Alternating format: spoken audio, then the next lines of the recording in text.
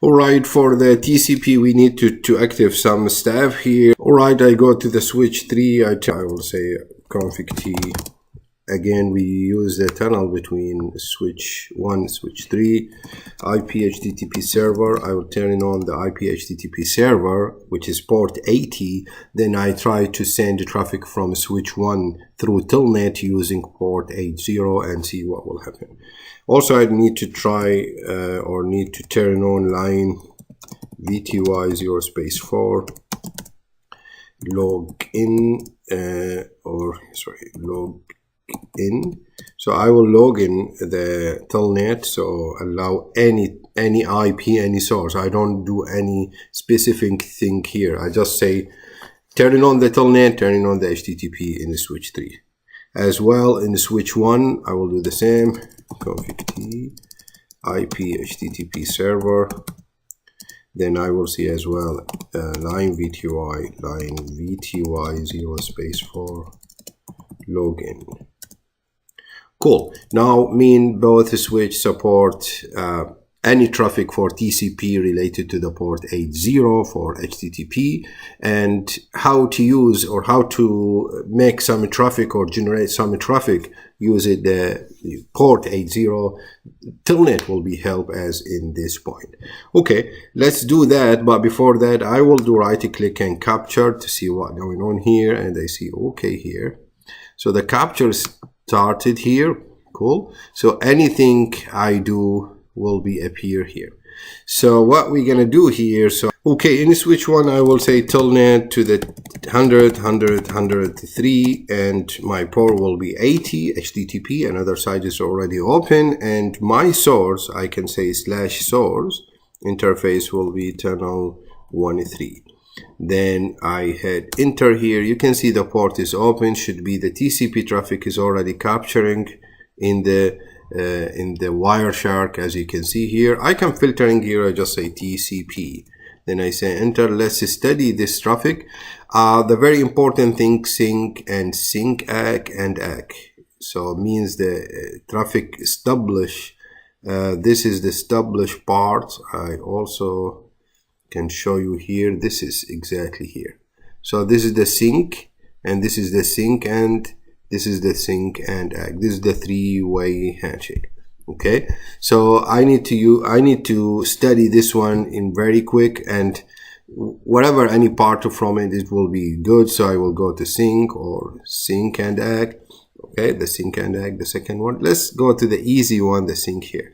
You see the maximum segment size here. This is very appear here actually. You can see here the maximum segment size, as we see in our class theory class here, 1436.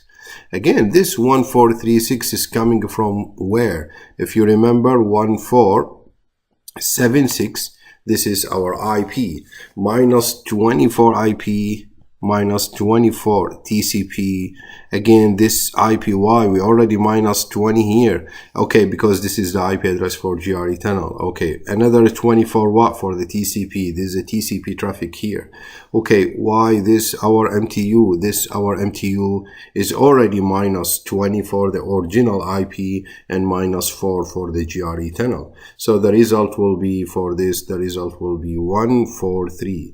The result from this, if you minus 1476 minus 40, will be the result is 146, which is the MTU or maximum segment size. As you can see here, the maximum segment size in any packets you can see here. Okay, in any packets you can see here the maximum segment size. If you do the same thing with the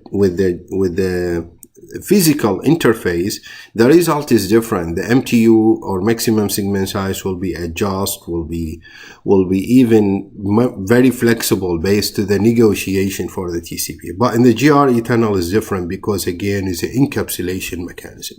How to play with this? By default, put it in your mind, more than this number will be not really good for your traffic. More than this number, you have a lot of trouble.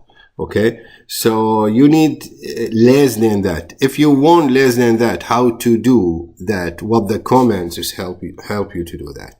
Just pay attention with me here. I can show you the comment here in Cisco under tunnel. I don't need this guy anymore.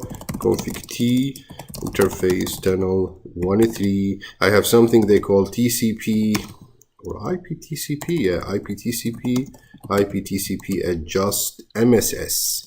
Adjust MSS or adjust maximum segment size. You see, you can go to 1460, but again, we do our calculation and we know how much the number is good for us or fit for us. So that's why you can put it here, the number 1436 here, and hit enter. Will be MSS, will be follow this one. And by default, most of the iOS in Cisco, they put it that one by default. Let me just check. Show run interface tunnel 1.3. So yeah, some iOS I saw before is already the once when you create the tunnel, immediately this MTU, it is stuck to your to the tunnel by default. Never mind, we can configure here actually. So we can do config T interface tunnel interface tunnel 1.3, and again IP TCP adjust MSS 1436. And by the way, this is not affected anything in your traffic. There is no outage in your traffic. TCP will be maybe, or the TCP session will be have some impact, but very fast they can cover it and without any issue.